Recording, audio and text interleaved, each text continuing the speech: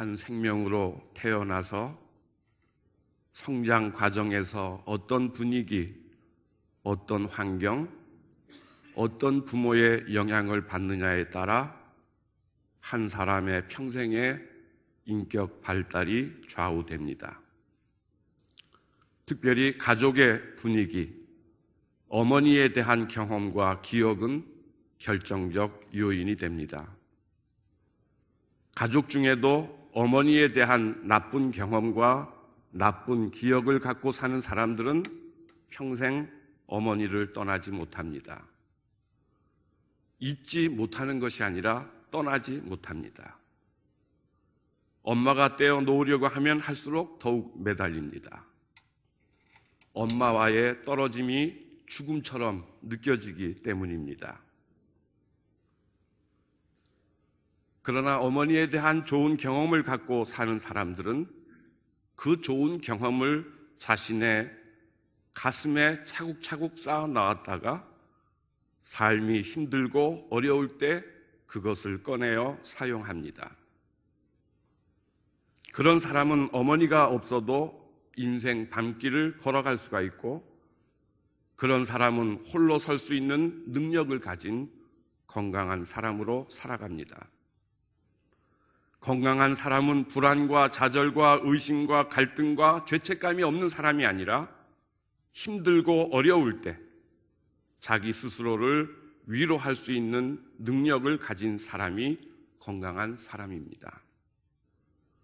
어머니의 좋은 경험을 가진 사람은 평안과 희망과 조화로움과 기쁨의 삶을 살 수 있습니다.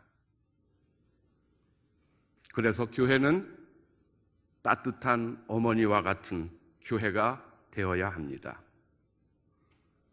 처음 교회가 태어난 곳은 어머니의 집, 마리아의 다락방이었습니다. 처음 교회를 만든 분들도 어머니들이었습니다. 초대 교회의 여성들은 마리아라든지 루디아라든지 브리스길라라든지 모두가 어머니들이었습니다. 교회가 따뜻한 교회가 되어야, 교회가 따뜻한 어머니의 품과 같은 교회가 되어야 돌봄은커녕 학대받고 거절당한 아픈 경험을 가진 아이들이 찾아오지 않겠습니까? 따뜻한 경험이 없어 방황하는 청소년들이 어머니의 품과 같은 교회로 돌아오지 않겠습니까? 교회가 따뜻한 교회가 되어야 경쟁 사회에서 지치고 처진 중년들이 찾아오지 않겠습니까? 여성길을 홀로 가기에는 그 길이 너무 멀고 외롭게 느껴지는 어르신들이 어머니의 따뜻한 품과 같은 교회로 돌아오지 않겠습니까? 먹고 살기 위해 먼 나라에서 이 땅을 찾아온 이주민들이 따뜻함이 그리워서 어머니의 품과 같은 교회를 찾아오지 않겠습니까? 교회에서 따뜻한 경험을 하는 사람들이 거친 세상을 힘있게 살아가는 것은 당연한 일입니다. 교회가 한 사람의 영혼을 돌보는 일보다 더 귀한 일이 어디 있겠습니까? 교회가 외롭고 슬픈 영혼을 보살피는 일보다 더 중요한 일이 무엇이겠습니까? 교회가 상처 입은 영혼을 치유하는 것보다 더 소중한 일이 무엇이겠습니까? 목회자로, 영적인 지도자로 세움받은 목사와 장로인 우리 영적 지도자들은 어머니의 품과 같은 따뜻한 교회를 만들어야 합니다.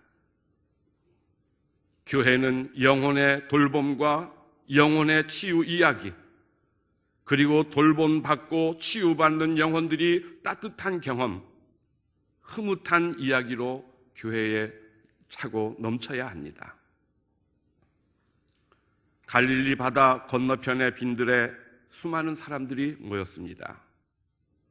빈들이 좋아서가 아니라 집으로 돌아가도 위로받을 길이 없고 답답한 일만 기다리고 있으니 행여 무슨 좋은 일이라도 있을까 하는 막연한 기대감을 가지고 빈들에 모여들었습니다. 거기에 예수님과 제자들도 있었습니다. 예수님은 그들과 함께 빵 5개와 물고기 2마리를 가지고 큰 잔치를 벌이셨습니다.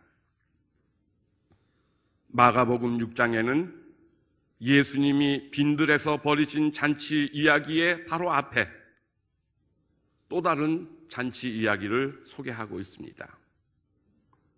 그것은 당시에 헤롯 왕이 자기의 생일에 궁궐에서 벌였던 잔치 이야기입니다. 궁궐에서 벌어진 잔치에는 누가복음 6장 21절에 헤롯이 자기의 생일에 대신들과 천부장들과 갈릴리의 귀인들로 더불어 잔치할세 이렇게 기록하고 있습니다. 두 잔치가 같은 시간에 일어난 것은 아니지만은 마가복음은 흥미롭게도 두 잔치의 이야기를 같은 장에서 대조하고 있습니다. 하나는 궁궐에서 세상의 임금이 벌이는 잔치였고 하나는 빈들에서 하나님의 아들 예수님이 베푸시는 잔치였습니다. 궁궐에는 화려한 무희들의 춤과 음악 소리가 있었고 빈들에는 군중의 웅성거림이 있었습니다. 궁궐의 밤은 점점 빛났고 빈들의 밤은 점점 어두워졌습니다.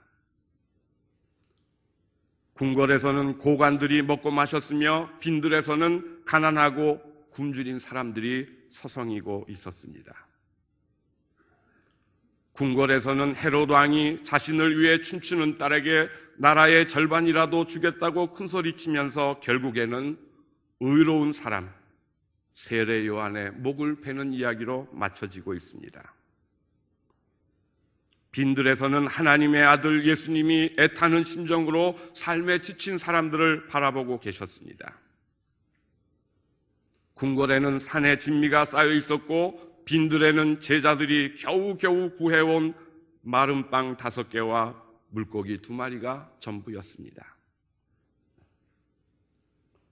예수님은 한 손에는 빵을 다른 한 손에는 물고기를 들고 계셨습니다. 많은 사람들이 예수님의 모습을 바라보면서 그 빵 조각, 그 물고기를 보면서 내 자신이 예수님의 손에 들려진 것처럼 메마르고 초라한 자기들을 보지 않았겠습니까? 그런데 예수님은 애끓는 심정으로 그 빵과 물고기를 들고 하나님께 감사 기도를 드리셨습니다. 마른 빵과 부스러지기 쉬운 물고기, 이런 모습으로 살아가는 이 사람들에게 자비를 베풀어 주시옵소서 하고 예수님 기도하지 않으셨겠습니까? 그리고 그 순간 언젠가는 이들을 위해 내 몸을 내어주겠다고 다짐하지 않으셨겠습니까? 그들은 저문 빈들에서 빵과 물고기를 먹으며 오래도록 이야기했고 노래했습니다. 그리고 그들은 다시 집으로 돌아가야 했습니다. 아마도 다시 외롭고 배고플 것입니다. 그러나 그들은 이제 집으로 돌아가 내일 해가 뜨는 아침을 기다릴 수 있었습니다. 왜냐하면 저문 빈들에서 예수님을 통해 하늘의 은총을 경험했기 때문입니다. 궁궐의 잔치도 끝났고 빈들의 잔치도 끝났습니다. 두 잔치는 지금도 교회를 통해 계속되고 있습니다. 어떤 교회는 궁궐의 잔치를, 어떤 교회는 빈들의 잔치를 이어가고 있습니다. 우리의 교회들은 빈들의 잔치를 이어가야 합니다. 교회는 하루 해가 저물고 한 해가 저물고 인생이 저물어 가는 때 아직도 빈들에서 서성이고 있는 사람들과 함께 빈들의 잔치를 베풀어야 합니다. 지금도 여전히 텅 빈 영혼들, 상처 입은 영혼들이 해저문 빈들 어디에선가 서성이고 있습니다. 영적인 지도자들은 어두운 빈들을 잔치의 자리로, 해 저문 어두운 때를 하나님의 은총의 시간으로 만드는 사람들입니다. 영적 지도자들은 해 저문 빈들에서 서성이는 사람들과 함께 할 수 있는 능력을 가진 사람들이 영적 지도자입니다. 비록 작은 것이지만은 마른 빵 5개와 물고기 2마리를 가지고도 귀한 잔치를 벌일 수 있는 사람들이 영적 지도자입니다. 배고픈 사람들과 함께 하늘이 열려지기를 기다리는 사람들이 영적 지도자입니다. 교인들은 교회에서 따뜻한 경험을 할 때 은혜롭다, 은혜 받았다고 말합니다. 비록 해 저문 빈들에서 초라한 잔치지만 하나님의 품 안에서 듣는 말씀, 내가 너를 사랑한다는 말씀을 듣는 것이 새로운 경험이요 따뜻한 경험입니다. 하나님의 품 안에서 따뜻한 경험을 해본 사람들이 세상을 향해 힘있게 나갈 수 있습니다. 성경의 위대한 인물들이 하나님 나라의 주인공인 것처럼 우리가 섬기는 우리 교회의 교인들도 하나님 나라의 주인공입니다. 우리가 섬기는 교회에는 매일매일 힘겨운 삶이지만 믿음과 은총으로 견디며 살아가는 우리 교인들의 가슴 찡한 이야기가 차고 넘쳐야 합니다. 우리가 섬기는 교회들 속에 흐뭇한 이야기, 살아있는 이야기, 풍성한 이야기가 넘쳐나야 합니다. 성서의 이야기는 성공한 사람들, 욕망을 실현한 사람들의 이야기가 결코 아니라는 것을 우리가 압니다. 축복이요, 부흥이요, 성장이요, 성공이요, 승리의 이야기가 결코 성서의 주제가 아니라는 것을 압니다. 성서는 죄 많은 인간이 하나님의 은총으로 구원받고 용서받아 새 사람이 되는 감동스러운 이야기로 가득 차 있습니다. 상처로 고통당하는 사람들이 예수님께서 품어주시고 어루만져 주심으로 치유되고 회복되는 감격스러운 이야기들로 가득 차 있습니다. 교회가 달라지려면 교회의 이야기가 달라져야 합니다. 어두운 저녁, 별로 희망 없어 보이던 깜깜한 밤에 빈들에서 서 있던 사람들이 예수님의 따뜻한 잔치, 거기에서 힘을 얻고 내일을 기다릴 수 있었습니다. 교회에서 교인들이 평생에 우리 목사님 만난 것이 복 중에 복이라는 가슴 흐뭇한 이야기가 있어야 합니다. 교회에는 우리 장로님들, 우리 교회에 세워주신 게 복 중에 복이지, 이런 따뜻한 이야기가 차고 넘쳐야 합니다. 예수님의 부활의 사건은 죽음의 이야기를 생명의 이야기로 바꾸신 하나님의 역사입니다.